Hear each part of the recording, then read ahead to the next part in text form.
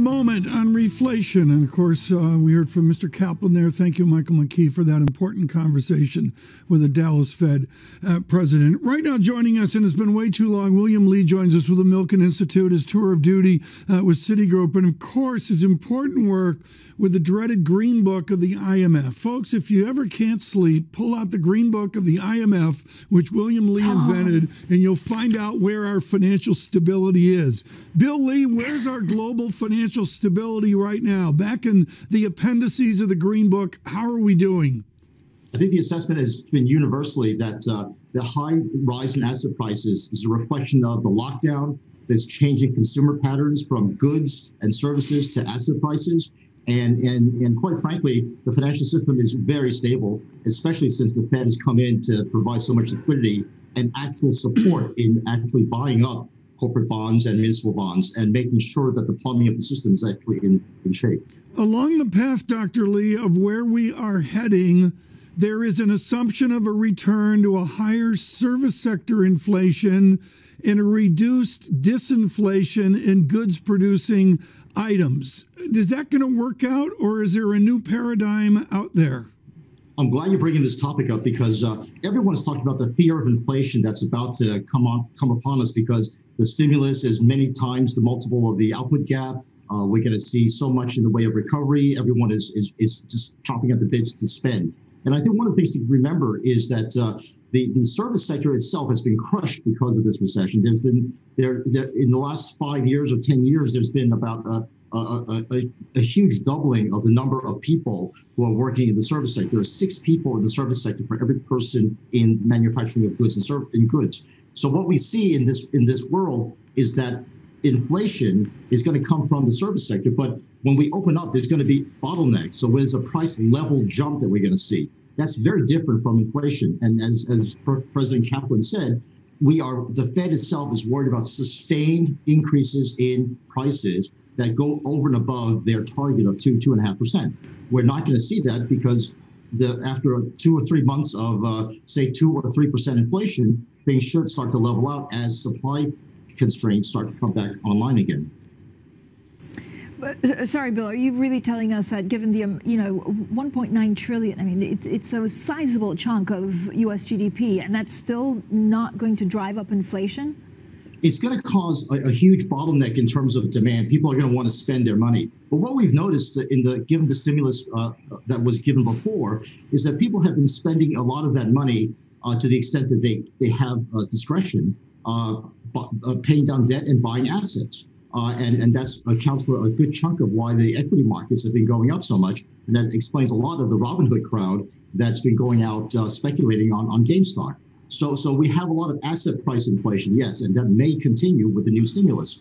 What is a shame that's not talked about is that the fact that happens means that the stimulus isn't going to places where it should go. It's not a stimulus package, it's really a relief package. The people who are unemployed in the service sector, entertainment, hospitality, and leisure, those are the people who are laid off, the businesses are closing. Those people are actually spending as they would normally spend. They're trying to come back to the levels of normal spending, so that deficiency of demand is made up for by the relief package. All of that money could, if it's focused on that crowd, would not cause inflation. What would cause inflation in asset prices and in service prices is the fact that it's going to the wrong people. Yeah, and I really actually want to come back to, if you look at the difference, and I know, Bill, we started the crisis where the U.S. economy was in a different place to Europe. But, if you look at a relief package, does it need to be much more targeted, like furlough programs, or is the U.S. approach okay? Actually, that's exactly the point. The targeting has been insufficient. And the evidence of its insufficiency has been the enormous amount of spending on Pelotons and GameStop shares, as opposed to supporting the unemployed worker that's been laid off from the local restaurant and the failed businessman who is scrambling to pay off his mortgage. Billy, I've got to turn to your expertise of the Pacific Rim. Give us an update on how Beijing will look at Hong Kong. Wow, that's a thorny question because in the last speech at Davos, President Xi repeated his call for multilateralism that he did 4 years ago. And yet every action he's taken in the last 4 years has shown that China has a very different definition of multilateralism than the rest of the world. Multilateralism for China has been to dominate the Pacific Rim. And one of the ways of dominating the Pacific Rim has been to create a regional trade pact among the ASEAN countries. The second way of doing it has been to really clamp down on the dissent that's been in Hong Kong and to make it into a clear domestic city and domestic province. And one of the other aspects of President Xi's speeches has been that say that he wants to spur technological innovation within China. He wants China to be independent of the rest of the world. The chip shortage has been an example of where China has been trying to buy up a lot of chips in advance of all this, but the chip industry has been a high priority item. Billy, it's a great missed call here that we're going to get 5 or 6% U.S. GDP plus or minus 1. Who knows that we're going to get it for a longer duration, and that imputes over to a China GDP of 7 or 8 or dare I say 9% real GDP?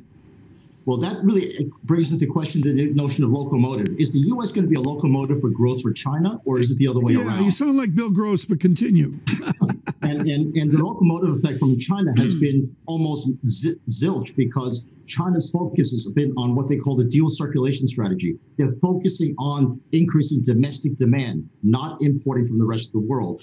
For the United States, we still have a huge demand for laptops and electronics that come from Asia, and China is a big supplier of that. That's why China's surplus has been so enormous, and our deficit with China has been so enormous because we've been buying up laptops like crazy and other electronics that come from China and medical supplies. So in terms of our ability to pull China up, yes, that is in some ways China letting us be their second leg of the dual circulation strategy. Bill, very quickly, are they exporting any inflation to the rest of the world? You know, that's been a misnomer.